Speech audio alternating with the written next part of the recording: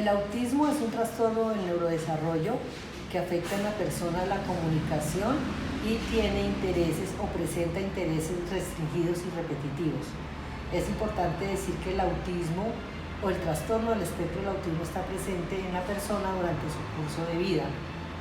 Es un espectro muy amplio y variado, lo que significa y lo que debemos comprender como comunidad es que cada persona es única y cada persona necesitará unos ajustes o unos apoyos dependiendo de sus particularidades. Buenas tardes, mi nombre es Kevin Andrés Valencia Torres y el tema que le hablaré es sobre la penumbra como fenómeno espacial propositivo de una poética del espacio arquitectónico. Antes de introducirnos al tema, quiero darle una breve introducción sobre la penumbra. La penumbra arquitectónica ha sido subestimada en el ámbito de la arquitectura. Sin embargo, podemos afirmar que representa una dimensión fundamental para apreciar la estética, la utilidad y la configuración en este campo.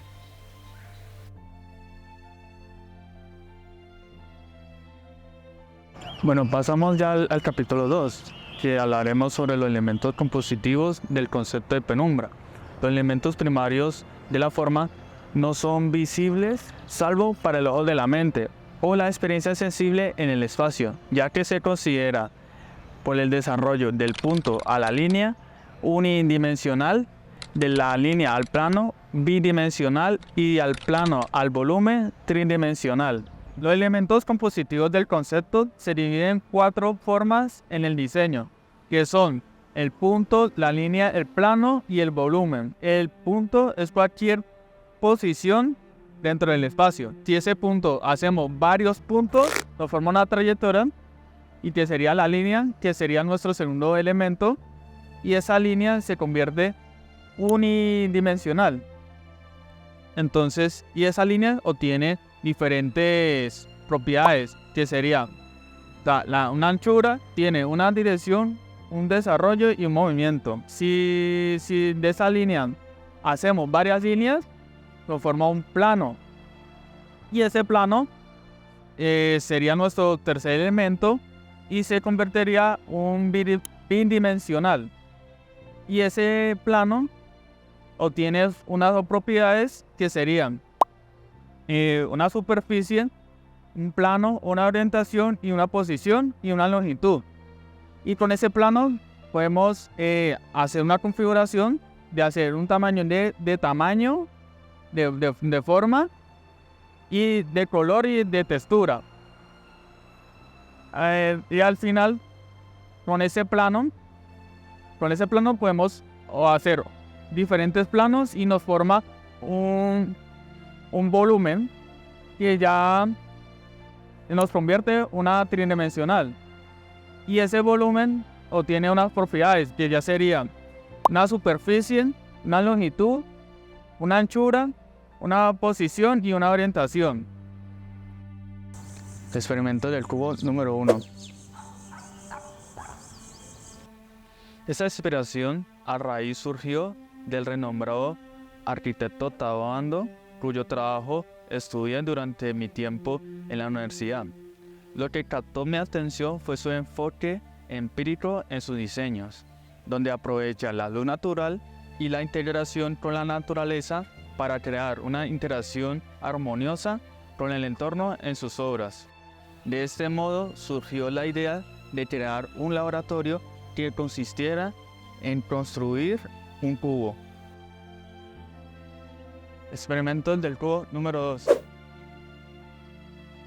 En este nuevo experimento se desarrolló una nueva manera de cómo podríamos ver la luz natural en diferentes etapas, que serían el día, la noche, el color y la artificial. El diseño experimental se fundamentó en la premisa que la luz es un elemento fundamental en la creación de atmósfera y ambientes, y que su manipulación a través de elementos compositivos pueden tener un impacto significativo en la experiencia estética y emocional del individuo. Mi conclusión con este laboratorio es permitir de cómo se puede sentir en las 4 etapas con diferentes maneras de ver la luz, teniendo en cuenta los elementos del espacio que se pueden reflejar esa sensación y experimentarlo en los diferentes espacios. Experimento del cubo número 3. En ese experimento con el cubo, mi intención fue evolucionarlo y transformarlo mediante una simulación de una galería de exposiciones, otorgándole una sensación de realismo.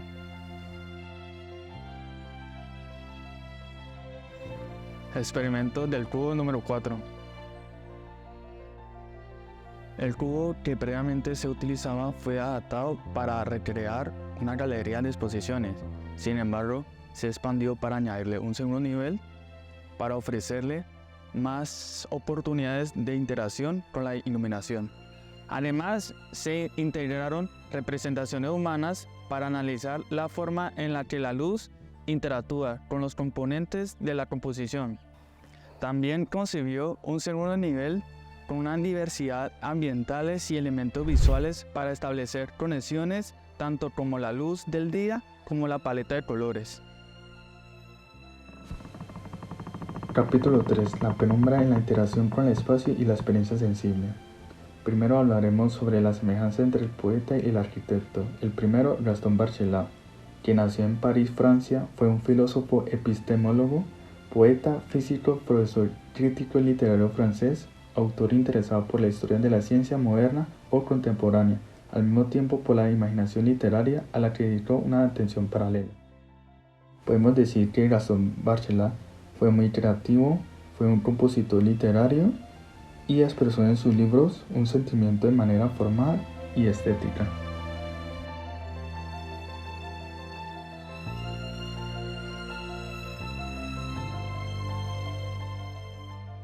Segundo, hablaremos sobre el arquitecto, que es Tadao Ando. Es un arquitecto japonés que nació en Osaka y adquirió conocimientos de arquitectura de forma autodidacta, leyendo y viajando por Europa, África y los Estados Unidos. Él dice que la verdadera arquitectura no es un espacio expresado a través de la metafísica o la estética, sino un espacio que encarna sabiduría físicamente absorbida. Podemos decir que Tadao Ando es un arquitecto muy creativo, un compositor arquitectónico, y podemos ver que expresa en sus obras una manera formal y estética que lo incorpora en su propia esencia. Y podemos decir que la poesía y la arquitectura son disciplinas artísticas que buscan alcanzar una poética común. Más allá de sus expresiones concretas, el poema y el edificio, ambas aspiran a trascender los límites éticos y estéticos, explorando significados y emociones que van más allá de su mera existencia como obra física. En su búsqueda de expresión, tanto la poesía como la arquitectura se esfuerzan por conectarse con aspectos más profundos de la experiencia humana, ofreciendo así un impacto que perdura en el tiempo y el alma de quienes la experimentan. Y pasamos a hablar sobre el poema de la sombra. Y hablaremos sobre el solsticio de invierno, sábado 21 de diciembre, Iglesia de la Luz. La orientación del edificio y la ubicación del sol durante el solsticio de invierno es posible que los rayos del sol penetren de manera particular en ciertas áreas del exterior, destacando las formas geométricas y los detalles arquitectónicos de la estructura. Esto podría proporcionar una experiencia visual impresionante para los espectadores y resaltar la habilidad de Tadao Ando para integrar la luz natural en su diseño de manera magistral. Y pasamos a las siguientes imágenes del solsticio del invierno de la Iglesia de la Luz, que comienza desde las 8 am y termina a las 7 pm, y podemos ver que cada imagen va mostrando ese poema de la sombra y destacando la forma geométrica que va detallando la parte arquitectónica de la estructura. Y como podemos ver, la parte exterior solamente se muestra porque en la parte interior aún no pasa nada interesante en este solsticio del invierno. Y pasamos al equinoccio de otoño, domingo 22 de septiembre de la Iglesia de la Luz. El equinoccio de otoño, dependiendo de la orientación de la iglesia y la posición del sol, es posible que la luz entre de una manera especialmente dramática, iluminando áreas específicas del interior de forma sorprendente, y los visitantes pueden experimentar cambios de la intensidad y la dirección de la luz a medida que el sol se mueve a lo largo del día, lo que puede agregar una dimensión adicional a la experiencia de visitar la Iglesia de la Luz durante ese momento del año. En las siguientes imágenes del equinoccio de otoño podemos ver que desde las 6 a.m. hasta las 6 p.m. podemos ver ese poema de la sombra, cómo va cambiando dependiendo el transcurso del tiempo y cómo va cambiando el destello, la poesía, el reflejo dentro del interior de la Iglesia de la Luz. Y pasamos a hablar sobre el solsticio de verano, jueves 20 de junio, Iglesias de la Luz. El solsticio de verano en el hemisferio norte, que ocurre alrededor del 20 o 21 de junio, dependiendo de la hora del día y de la posición del sol, es posible que la luz entre en la iglesia de manera particular, creando efectos visuales interesantes y resaltando la belleza de los espacios interiores. Las sombras y los patrones de luz podrían jugar en las paredes y los suelos de la iglesia, creando una atmósfera única y embotadora. Los visitantes podrían experimentar una sensación de conexión con la naturaleza y una apreciación renovada por el arte y la arquitectura en este día especial.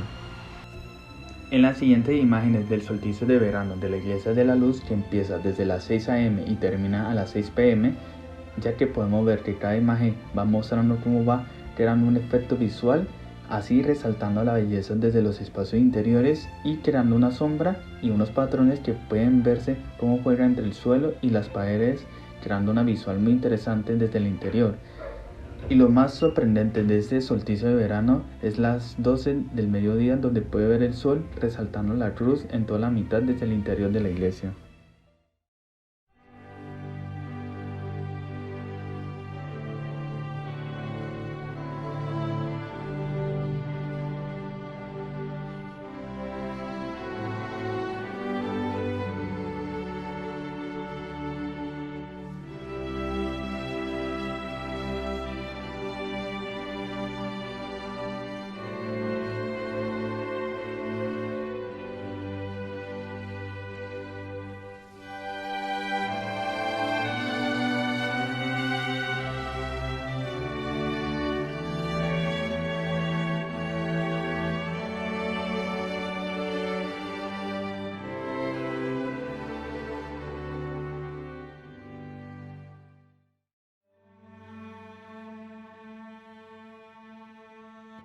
En la penumbra, un brillo suave brilla romántico y nostálgico, una aura que envuelve la sensibilidad del poeta, un ojo atento captura la belleza en detalles oscuros y lentos. La invocación de lo sutil, un arte refinado, la habilidad para ver lo invisible, un don divino en la penumbra, un reflejo del alma humana, un mundo de sombra y luces donde la poesía late. En la penumbra, un misterio se esconde, un llamado a explorar lo desconocido y un sentido de profundidad, un abismo sin fin donde lo oculto y lo subconsciente se esconde. En la penumbra, una luz late potencial para renacer, transformar la oscuridad no es fin, sino puerta de la esperanza a la luz que late.